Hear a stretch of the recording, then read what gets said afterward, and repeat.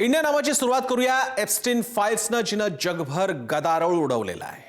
Epstein files ज्यांची आज जगभर चर्चा आहे, अमेरिकेतल्या कॅपिटॉल हिल आणि व्हाईट हाऊस पासून ते जगाच्या कानाकोपऱ्यातील राजकारणी, धनदांडगे, उद्योगपती आणि प्रसिद्ध व्यक्तींना देवाचा धावा करायला लावणारे आहेत एप्स्टीन फाईल्स। ट्रम्प सरकारनं जाहीर केल्याप्रमाणे एप्स्टीन फाईल्स अंतर्गत हजारो फोटो, व्हॉट्सअप चॅट, ईमेल्स आणि अन्य असाच मजकूर प्रसिद्ध झाला आहे। एप्स्टीननं ज्यांच्या सेक्स आयलंडवर आणलेल्या अनेक प्रसिद्ध व्यक्तींचे फोटो आता जगभर व्हायरल झाले।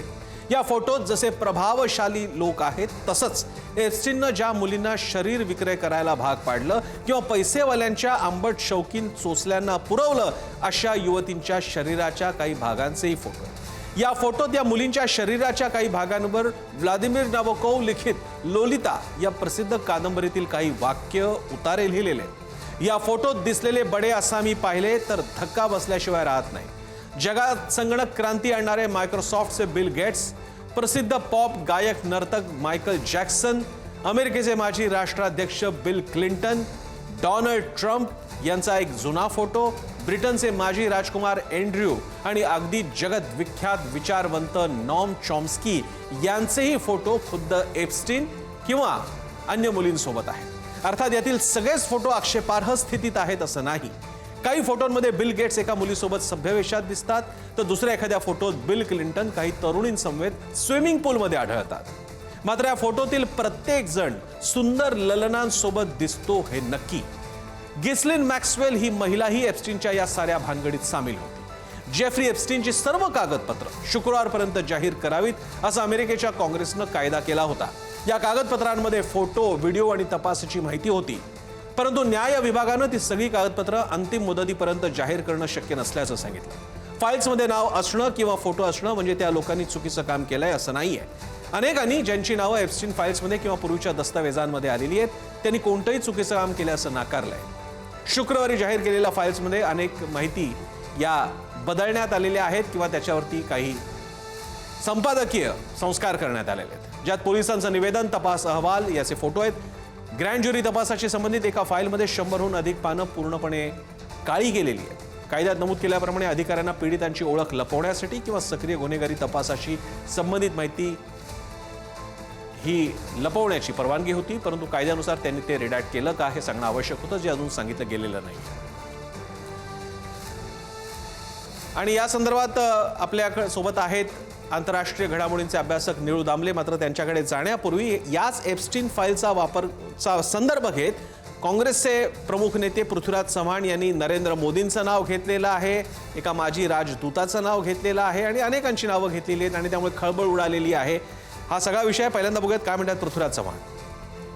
मोदींचा जो संदर्भ आहे तो 2014चा आहे। माहिती असताना की हा एक विकृत प्रवृत्तीचा माणूस आहे, ध्येय व्यापार करतो, हे माहिती असताना मग मोदींची त्याची गाठ कोणी घालून दिली। तिथं हरदीप पुरी जे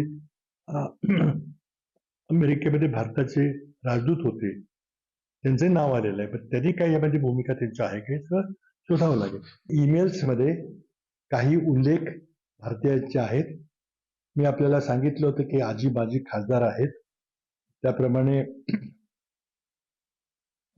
पेट्रोलियम मंत्री हरदीप पुरी यांचं नाव एका ईमेलमध्ये आहे। ट्रम्प यांचा सल्लागार होता स्टीव्ह बॅनन नावाचा, तो एप्स्टीनला विनंती करतो की मला भारताच्या पंतप्रधानांना भेटायचंय।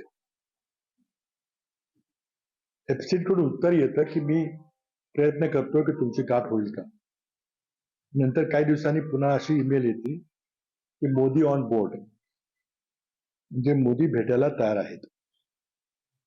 तर मोदींचं आणि एप्स्टीनचं काय नातं आहे की जो एप्स्टीन मोदींची कुणाशी अपॉइंटमेंट घेऊ शकतो, याचं उत्तर सरकारकडून मिळावं लागेल।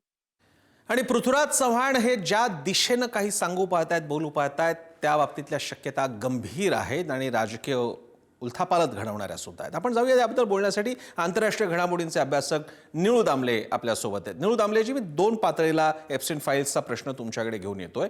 एक म्हणजे अमेरिकेत या दृष्टीने काय घडामोडी घडतायत त्याकडे आपण कसं पाहता, ट्रम्प यांनीच ते जाहीर केलेलं आहे. अजून अनेक डॉक्युमेंट्स रिलीज होणं बाकी आहे. हा एक भाग.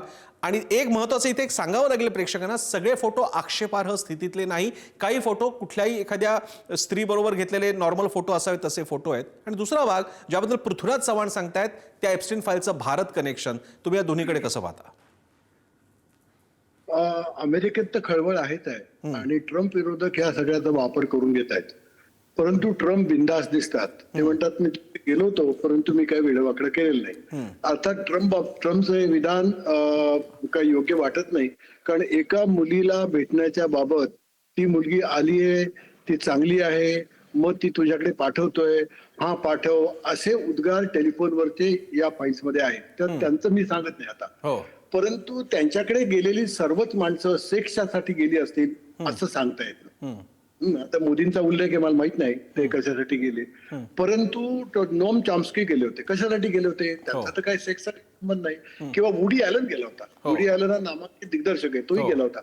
मला असं वाटतं की एप्स्टीन एक मोठं महत्त्वपूर्ण धेंड होतं. हा, सेक्सच्या धंद्यामुळे त्याचे जगात कॉन्टॅक्ट खूप होते आणि त्या कॉन्टॅक्टचा वापर करून लोक त्याच्याकडे जात असत. म्हणजे आपण म्हणू टेलिफोन एक्सचेंज असतं ना, तसा बहुधा एप्स्टीन हा माणूस असणार. म्हणजे ओ हा माणूस एप्स्टीनकडे येणार, ब या माणसाने त्याला एप्स्टीनकडे भेटायचं, असं त्याच्या आयुष्यावर घडत असणार. त्यामुळे मोदी तिथे जर गेले असतील तर मोदींचं एप्स्टीनकडे काम असेल अशातला भाग नाही. पण कोणीतरी त्रयस्थाला भेटण्यासाठी ते तिथे गेले असं मात्र आपल्याला म्हणता येईल. बरं दामले सर, एक अगदी छोटासा प्रश्न, या सगळ्यामुळे नेमकं अमेरिकेत काही खरंच राजकारण एकदम पलटेल किंवा अगदी ज्यांची नावं येतात, कारण सध्या फक्त नावं किंवा फोटो दिसत आहेत का अजून उर्वरित फोटो आणि सगळा मजकूर? बरं, त्याच्यामध्ये पुन्हा तिकडच्या सरकारने असंख्य डॉक्युमेंट्स त्यातली नावं किंवा फोटोंवरती एक त्याला काळोखी लावलेलं आहे, म्हणजे त्याला हे केलंय, म्हणजे लपवलेलं आहे, त्या माहिती लपवलेली आहे ती अधिकृत कारणांसाठी. याकडे आपण कसं पाहता? मला वाटतं अमेरिकेत त्याचं काही होईल असं मला दिसत नाही. त्याची दोन कारणं आहेत की ह्या सगळ्या फोटोमधून सिद्ध फारसं काही होत नाही. म्हणजे त्याच्यामध्ये जर समजा अल्पवयीन मुलगी असेल तर तो गुन्हा आहे. ती जर स्त्री असेल आणि तिचं कोणाला भेटत असेल तर त्याच्याबद्दल तुम्हाला आक्षेप घेण्यासारखं काही नाही. त्यामुळे बरं, अमेरिकेमध्ये तर हे स्त्री वगैरे प्रकरण इतकं सैल असतं की तिथे कोणी विचारत नाही. ट्रम्प यांनी तर आपण स्त्रियांची कसं वागतो याचा गलिच्छ उल्लेख आतापर्यंत ऑफिशियली केलेले आहेत. परंतु लोकांना त्याचं काही वाटत नाही. लोकांनी त्यांना तरी सुद्धा निवडून दिलंय. त्यामुळे या प्रकरणाचा अमेरिकेवर काय परिणाम होईल असं मला आता काही दिसत नाही. धन्यवाद निळू दामले सर, आपण सविस्तर विश्लेषण केलं, आपलं मत मांडलं यासाठी.